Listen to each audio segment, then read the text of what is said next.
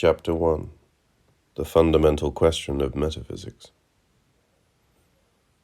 Why are there beings at all instead of nothing? That is the question. Presumably, it is no arbitrary question. Why are there beings at all instead of nothing? This is obviously the first of all questions. Of course, it is not the first question in the chronological sense. Individuals as well as peoples ask many questions in the course of their historical passage through time.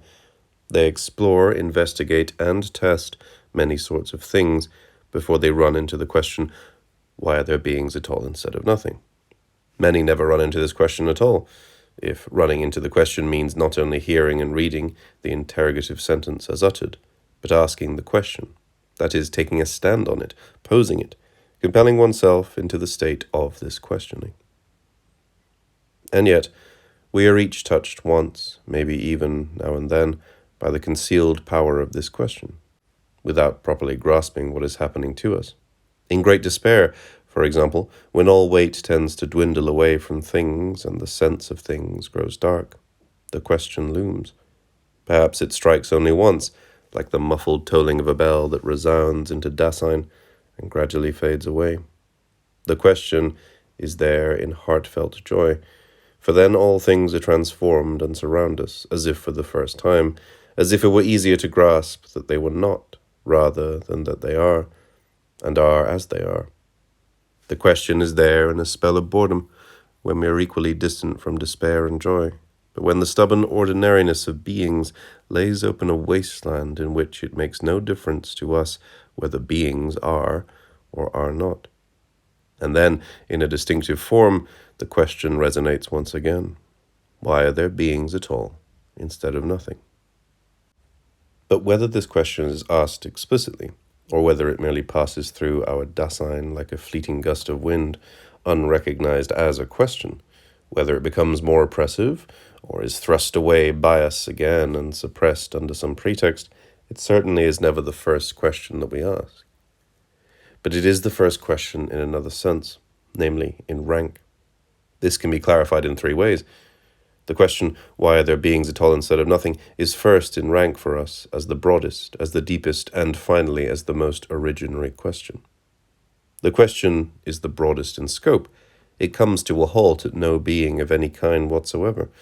The question embraces all that is, and that means not only what is now present at hand in the broadest sense, but also what has previously been and what will be in the future.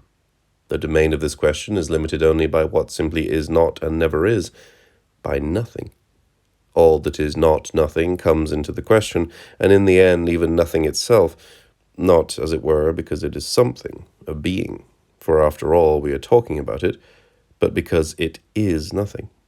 The scope of our question is so broad that we can never exceed it. We are not interrogating this being or that being, nor all beings, each in turn. Instead, we are asking from the start about the whole of what is, or as we say for reasons to be discussed later, beings as a whole and as such. Just as it is the broadest question, the question is also the deepest. Why are there beings at all? Why? That is, what is the ground? From what ground do beings come? On what ground do beings stand? To what ground do beings go? The question does not ask this or that about beings, what they are in each case, here and there, how they are put together, how they can be changed, what they can be used for, and so on. The questioning seeks to ground for what is, insofar as it is in being. To seek the ground, this means to get to the bottom, ergrunden. What is put into question comes into relation with the ground. But because we are questioning, it remains an open question whether the ground is a truly grounding, foundation-affecting, originary ground, whether the ground refuses to provide a foundation, and so is an abyss, or whether the ground is neither one nor the other, but merely offers the perhaps necessary illusion of a foundation, and is thus an unground. However this may be, the question seeks a decision with respect to the ground that grounds the fact that what is in being as the being that it is. This why question does not seek causes for beings, causes of the same kind and on the same level as beings themselves. This why question does not just skim the surface, but presses into the domains that lie at the ground, even pressing into the ultimate, to the limit. The question is turned away from all surface and shallowness, striving for depth. At the broadest, it is at the same time the deepest of the deep questions. Finally, as the broadest and deepest question, it is also the most originary. What do we mean by that? If we consider our question in the whole breadth of what it puts into question, beings as such and as a whole, then it strikes us right away that in the question we keep ourselves completely removed from every particular individual being as precisely this or that being. We do mean beings as a whole, but without any particular preference. Still, it is remarkable that one being always keeps coming to the fore in this questioning, the human beings who pose this question. And yet the question should not be about some particular individual being. Given the unrestricted range of the question, every being counts as much as any other. Some elephant in some jungle in India is in being just as much as some chemical oxidation process on the planet Mars, and whatever else you please. Thus, if we properly pursue the question, why are there beings at all instead of nothing, in its sense as a question, we must avoid emphasizing any particular individual being, not even focusing on the human being. For what is this being, after all? Let us consider the Earth within the dark immensity of space in the universe. We can compare it to a tiny grain of sand. More than a kilometer of emptiness extends between it and the next grain of its size. On the surface of this tiny grain of sand lives a stupefied swarm of supposedly clever animals crawling all over each other, who for a brief moment have invented knowledge.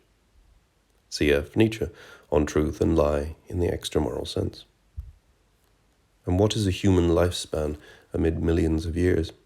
Barely a move of the second hand, a breath. Within beings as a whole, there is no justification to be found for emphasizing precisely this being that is called the human being, and among which we ourselves happen to belong. But if beings as a whole are ever brought into our question, then the questioning does come into a distinctive relation with them, distinctive because it is unique. And beings do come into a distinctive relation with this questioning. For through this questioning, beings as a whole are first opened up as such, and with regards to their possible ground, and they are kept open in the questioning. The asking of this question is not, in relation to beings as such and as a whole, some arbitrary occurrence amid beings, such as the falling of raindrops. The why question challenges beings as a whole, so to speak, outstrips them, though never completely. But this is precisely how the questioning gains its distinction. What is asked in this question rebounds upon the questioning itself, for the questioning challenges beings as a whole, but does not, after all, wrest itself free from them. Why the why? What is the ground of this why question itself, a question that presumes to establish the ground of beings as a whole? Is this why, too, just asking about the ground as a foreground, so that it is still always a being that is sought as what does the grounding? Is this first question not the first in rank after all, as measured by the intrinsic rank of the question of being and its transformations? To be sure, whether the question, why are there beings at all instead of nothing, is posed or not, makes no difference whatsoever to beings themselves. The planets move in their orbits without this question. The vigor of life flows through plant and animal without this question. But if this question is posed, and provided that it is actually carried out, then this questioning necessarily recoils back from what is asked and what is interrogated, back upon itself.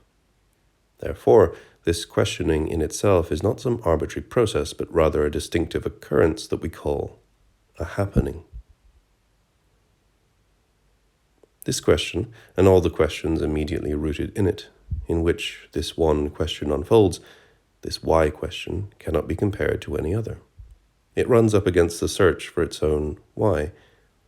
The question, why the why, looks externally, and at first like a frivolous repetition of the same interrogative, which can go on forever. It looks like an eccentric and empty rumination about insubstantial meanings of words. Certainly that is how it looks. The only question is whether we are willing to fall victim to this cheap look of things, and thus take the whole matter as settled, or whether we are capable of experiencing a provocative happening in the recoil of the why question back upon itself. We encounter beings everywhere. They surround us, carry and control us, enchant and fulfill us, elevate and disappoint us. But where in all this is the being of beings, and what does it consist in? One could answer, this distinction between beings and their being may at times have some linguistic importance, perhaps even some meaning. One can make this distinction in mere thought, that is, in representation and opinion, without this distinction's corresponding to anything that is. But even this distinction made only in thought is questionable, for it remains unclear what we are supposed to think under the name being. Meanwhile, it is enough to be familiar with beings and to secure mastery over them. Distinguishing being on top of this is artificial and leads to nothing. We have already made some remarks about this popular question of what comes of such distinctions. Let us now simply reflect on our enterprise. We ask, why are there beings at all instead of nothing? And in this question we apparently restrict ourselves only to beings and avoid empty brooding about being. But what are we really asking? Why beings, as such, are? We are asking about the ground for the fact that beings are, and are what they are, and that there is not nothing instead. We are asking at bottom about being. But how? We are asking about the being of beings. We are interrogating beings in regards to their being. But if we persevere in the questioning, we are really already asking ahead about being in regard to its ground, even if this question does not develop, and it remains undecided whether being itself is not already in itself a ground, and ground enough. If we pose this question about being as the first question in rank, then should we do so without knowing how it stands with being, and how being stands in its distinction from beings? How are we even supposed to inquire into the ground for the being of beings, let alone be able to find it out, if we have not adequately conceived, understood, and grasped being itself? This enterprise would be just as hopeless as if someone wanted to explain the cause and ground of a fire and declared that he need not bother with the course of the fire or the investigation of its scene. So it turns out that the question, why are there beings at all instead of nothing, forces us to the prior question. How does it stand with being? We are now asking about something that we hardly grasp, something that is now no more than the sound of a word for us, and that puts us in danger of falling victim to the mere idolization of words in our further questioning. So it is all the more necessary for us to get clear from the outset about how it stands for us at present with being and with our understanding of being. Here it is important above all to impress on our experience again and again the fact that we are not able to lay hold of the being of beings directly and expressly, neither by way of beings, nor in beings, nor anywhere else at all. A few examples could help. Over there, on the other side of the street, stands the high school building, a being. We can scour every side of the building from the outside, roam through the inside from basement to attic, and note everything that can be found there, hallways, stairs, classrooms, and their furnishings. Everywhere we find beings, and in a very definite order. Where now is the being of this high school? It is, after all. The building is. The being of this being belongs to it, if anything does. And nevertheless, we do not find this being within the being. Moreover, being does not consist in our observing beings. The building stands there even if we do not observe it. We can come across it only because it already is. In addition, the being of this building does not at all seem to be identical for everybody.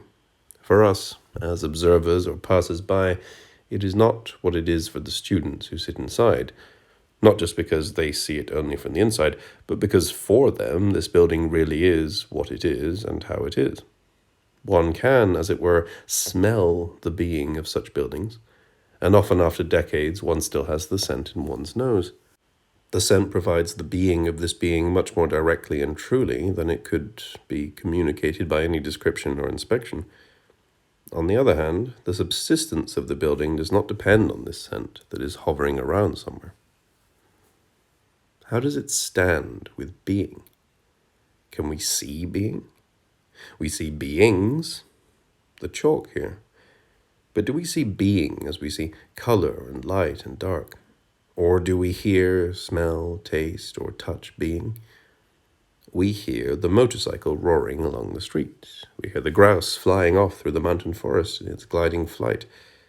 Yet really, we are only hearing the noise of the motor's rattling, the noise that the grouse causes.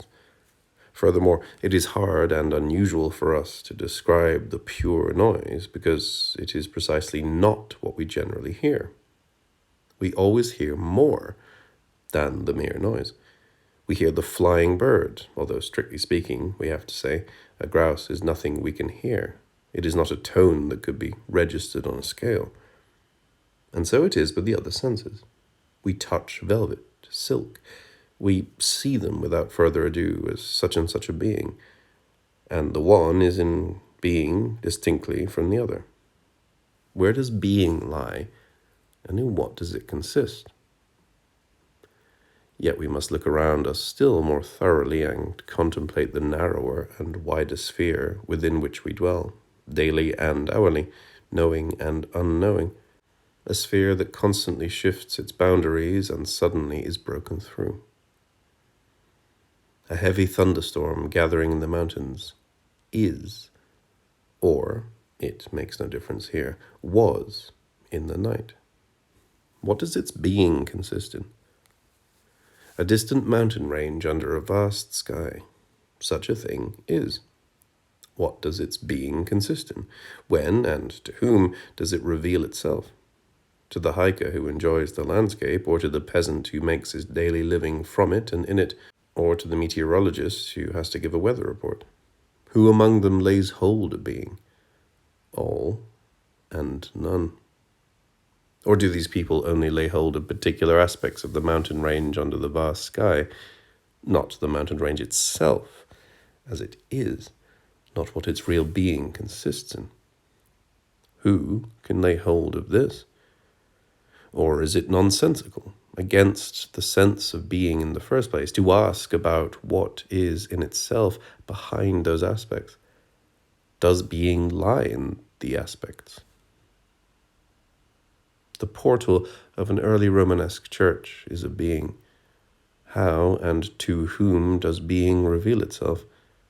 To the art historian who visits and photographs it on an excursion, or to the abbot who passes through the portal with his monks for a religious celebration, or to the children who play in its shadow on a summer's day? How does it stand with the being of this being? A state. It is. What does its being consist in? In the fact that the state police arrest a suspect, or that in a ministry of the Reich, so many typewriters clatter away and record the dictation of state secretaries and ministers? Or is the state in the discussion between the Führer and the English foreign minister? The state is. But where is being situated? Is it located anywhere at all?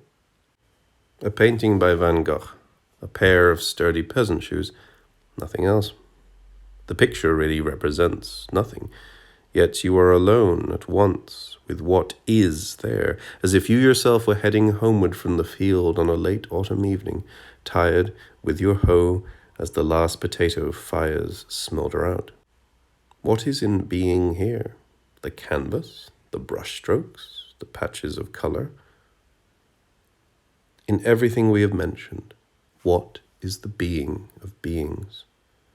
Really, how is it that we can run around in the world and stand around with our stupid pretensions and our so-called cleverness?